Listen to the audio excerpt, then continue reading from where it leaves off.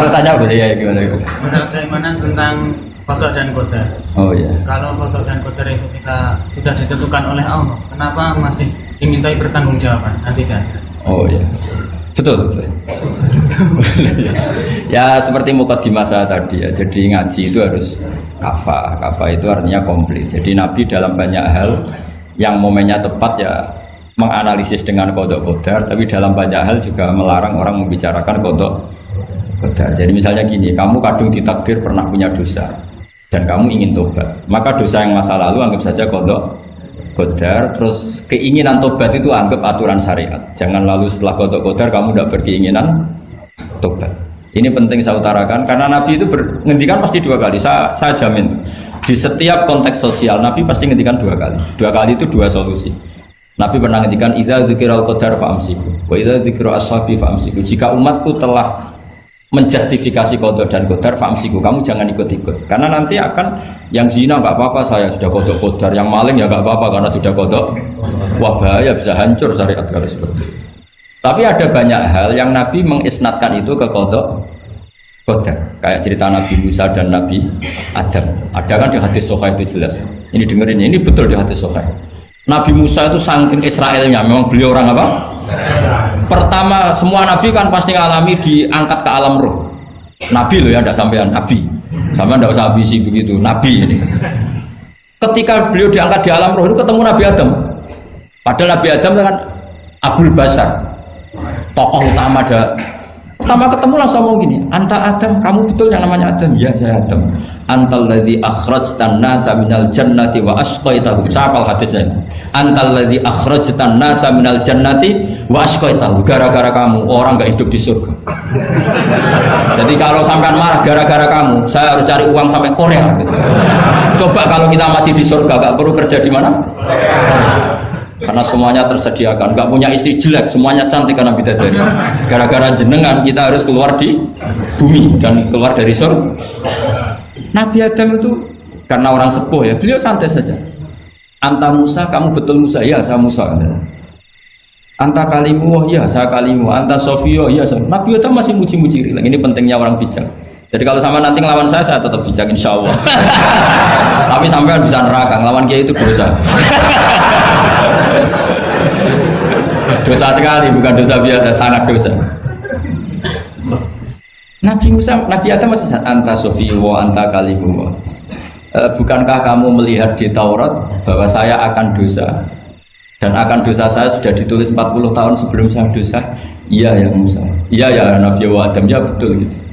Berarti kamu mengkritik saya atalumunani fi amrin qad qadahu. Kamu mengkritik saya, menyalahkan saya dengan sesuatu yang sudah digodok-godok oleh Allah sebelum saya lakukan. Jadi sudah ditulis sama Allah 40 tahun sebelum saya salah, sudah ditulis skenario-nya nanti Adam akan salah terus keluar dari surga. Memang dari awal Allah skenario-nya seperti itu. Itu ibarat istri kamu sudah tahu ini kalau miskin setia, kalau sudah kaya nanti pola, itu sudah tahu. Tapi anehnya istri kamu ketika nyata pola kok tidak siap, padahal sebetulnya sudah tahu gitu ya kan. Makanya saya kalau ngaji di mana-mana bilang kelirunya orang Indonesia itu satu, kalau ilmunya terbukti itu tersiksa, itu kelirunya orang ini. Semua cowok tahu nggak, semua lelaki tahu nggak, kalau nggak pernah nafakoi diomelin, tahu nggak? Tahu. Tapi ketika itu nyata nggak siap. Harusnya ketika nyata domelin, alhamdulillah ilmu saya benar termulia. Tapi istri kamu juga gitu. Biasanya wong lanang duwe akeh pola. Terus dengar sampean mulai cinta orang lain. Harusnya kan alhamdulillah ilmu saya benar kan. Artinya gini, manusia saja bisa memprediksi. Kan nggak mungkin kita nyifati Allah. Allah nggak tahu Nabi Adam salah sebelum nyata-nyata salah, tentu itu tidak mungkin. Nah maknanya qada qadar kira-kira gitu, Allah itu tahu apa yang akan terjadi.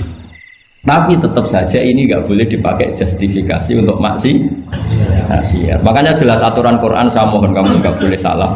Ini nanti saya baca, saya hafal tapi ini biar tamu ayatnya.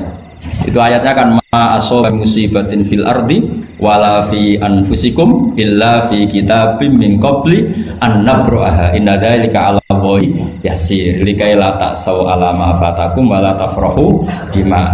Jadi apa yang mengenai kamu di bumi maupun ada pada diri kamu, anggap saja itu, yakini saja sebagai qada qadar, supaya kamu tidak putus asa apa yang sudah terlewatkan dan tidak bangga dengan apa yang kamu udah.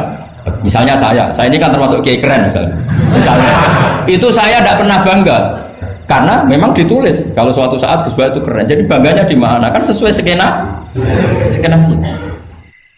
Jadi untuk menghilangkan ujub bangga itu dengan cara iman sama qada qadar. Terus likaila tak soal wafatakum, kamu tidak perlu putus asa dengan apa yang sudah kelewat. Misalnya masa lalu kamu ya tadi diusir istri, suami, macam-macam lah, utangnya banyak, wes sudah bangkit saja, sudah takdir. Jadi mungkin ada yang mencarikan, coba ini carikan, mungkin di surat Hadid itu apa yang nanti dicari ayatnya. Pokoknya ayatnya tadi apa? Ma asoba min musibatin fil ardi wala fi anfusikum apa? Illa fi kitabim min qabli an nabraha. Inna dzalika 'ala Allahi yasir. Likaila taksau 'ala ma fatakum wala tafrahu bima atar. Jadi qada qadar ditulis supaya kamu tidak putus asa menyesali apa yang sudah kelewat dan bangga umur terhadap apa yang kamu dapat. Jadi misalnya Pak Jokowi jadi presiden, untuk menghilangkan ujub ya, memang sudah ditulis kalau akan jadi ya biasa saja sesuai skenario. Ya sama seperti sampean suatu saat tua terus untukmu coplok, terus dredeg kepleset tiga. Soalnya harus senang saja. Zaman kamu muda juga sudah tahu kalau nanti akan seperti itu. Gitu aja. Jadi kalau itu terjadi, ya sudah, memang akan seperti itu. Jadi ringan saja. Ini pentingnya ngaji. Jadi sesuatu itu mudah sekali kalau dianalisis dengan ya cukup ya. Satu lagi aja kan. Kalau nggak salah itu surat Hadid. Biar ditahukan suratnya. Diumumkan siapa? Surat apa? Hadid itu. Hadid 22. Hadid 22 ya. Hadid 22. Berdiri aja nggak apa-apa. Oh enggak. Oh ya nggak apa-apa, gimana? Assalamualaikum warahmatullahi wabarakatuh. Waalaikumsalam warahmatullahi wabarakatuh. Saya buat kehormatan sama Kiai. Ya. Sebenarnya saya baru kenal Kiai itu 3 minggu yang lalu lewat YouTube. Ya. Ada yang kirim di FB saya, walaupun dengan komentar yang agak mirip lah. Iya. Kalau nggak salah waktu itu Pak Kiai membahas masalah perang Khandaq, yang mengatakan bahwa Nabi itu waktu itu satu saja, tidak tahu apa-apa, tapi Salman yang menyampaikan ini. Komentarnya netizen anak-anak. Tapi pertanyaan saya itu bukan itu Pak. Iya, gimana? Pertanyaan saya itu, saya tertarik kenapa cara bahasa sokopnya itu ada rapet di. Iya.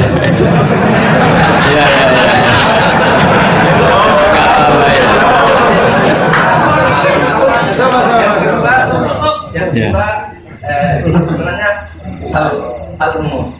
Saya bukan ahli Al-Quran, tapi ada ayat yang mengatakan bahwa sampaikanlah dari aku, meskipun satu ayat itu walaupun enggak. Itu cuma satu ayat dari aku balighu anni walau ayat. Yang itu menurut saya menjadi dengan dunia medsos saat ini, orang yang betul-betul mungkin bukan cuma sekedar satu ayat, cuma satu kata, itu di broadcast yang mungkin memacu perdebatan. Makanya ini begini, namanya siapa? Sulaiman. Begini aja, ini saya jawab. Tapi ini ringan, sama relax saja, santai. Jadi memang tradisi ulama sama masyarakat itu beda. Jadi kalau Nabi dikatakan tidak tahu dalam konteks tertentu itu malah madh itu memuji. Karena tadi syaratnya Nabi harus ummi itu kan keibu-ibuan. Jadi kalau Nabi tahu itu nanti seakan-akan dia itu dikawal oleh ilmunya, padahal Nabi itu dikawal oleh nubuah. Ini bedanya Nabi sama ndak. Jadi Nabi di Quran itu biasa ada kata makun tatadri mal kitabu walal iman. Terjemahnya kan kamu tidak tahu. Kanjeng Nabi biasa didhawuhi Allah makun tatadri mal kitabu walal iman. Kamu itu tidak tahu apa itu kitab. Tapi itu sifat madh. Sifat apa? Madh itu memuji. Kenapa itu jadi pujian? Karena Nabi kalau sudah tahu urusan sesuatu nanti jadi ilmu tandingan menandingi wahyu. Lah mungkin netizen nyuwun sewu, bukannya ngeritik, bukannya apa, mungkin nggak paham tradisi ulama itu. Jadi kalau ulama bilang Nabi itu tidak tahu, itu bukan sifat dzam tapi sifat madh, memuji. Di Quran banyak kalimat makun tatadri mal kitab walal iman. Makanya Nabi ketika disuruh baca Iqra ya Muhammad, jawabnya gimana? Saya tidak bisa baca. Tapi bukan sifat buruk, justru bagus. Kalau Nabi bisa baca, ilmunya nanti dikira beliau belajar dari buku-buku, dan itu dia jadi Nabi. Wah, itu memang bacanya banyak. Clear ya ini ya, supaya nggak salah paham. Jadi dikatakan tidak tahu kalau Nabi itu bagus, mader. Nggak bisa baca juga mader, sifat pujian. Kalau kamu udah bisa baca, buruk sekali. Itu jelas. Ya kan, tahu semua kan, ketika Nabi disuruh baca bilang apa? Saya tidak bisa baca, tapi itu bagus. Karena semuanya biar karena wah.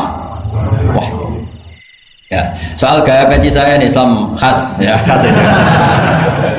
Nah, yang ini yang penting, yang pertanyaan sampean terakhir bali wa ani walau aja. Memang ini semenjak dunia medsos memang dengan tanda kutip agak kecelakaan, mengutip kutipan tokoh atau apa hanya sepotong-potong, itu bahaya. Bahayanya begini, itu bukan hanya karena yang ngendikan tokoh. Meskipun Quran kalau wakafnya salah itu ya bahaya. Coba misalnya begini, ada orang wakaf di depan orang yang paham bahasa Arab. Inna woha la yastahi, terus wakaf ya Pak. Terjemahnya gimana? Allah tidak punya rasa malu. Jika di ilmu Quran itu diaturkan ada wakaf yang haram, yaitu wakaf yang rusak makna, harus diteruskan. Inna woha la yastahi ayadriba masalam ma ba'u. Allah tidak malu bikin perumpamaan sekecil apapun makhluk itu. Misalnya buat perumpamaan dengan nyamuk. Coba kalau bacanya satu ayat terpotong, Inna woha la yastahi, Allah tidak. Nah, bayangkan didengar orang yang paham bahasa Arab. Jadi problem kita adalah kadang ngutip ya gitu. Jadi apa ya tadi, belum mendengarin kompletnya ngaji. Jadi kalau ada ulama bilang Nabi tidak tahu, itu sebenarnya made itu ngelem karena memang begitu. Makanya Allah bilang apa? Makun tatadri mal kitab walal iman. Muhammad, kamu tidak tahu apa yang maknanya kitab, maknanya iman. Tapi nggak tahu ini untuk Nabi kelebihan, karena kalau Nabi tahu dulu berarti ilmunya sebagian diserap dari Taurat dan Injil, dari yang macam-macam. Makanya dulu orang kafir kalau ngeritik Nabi kan, walaqad na'lamu annahu yaquluna innama yu'allimuhu basar. Muhammad pinter, macam pernah belajar. Terus Allah menjawab, Muhammad itu nggak pernah belajar, bahkan baca saja tidak.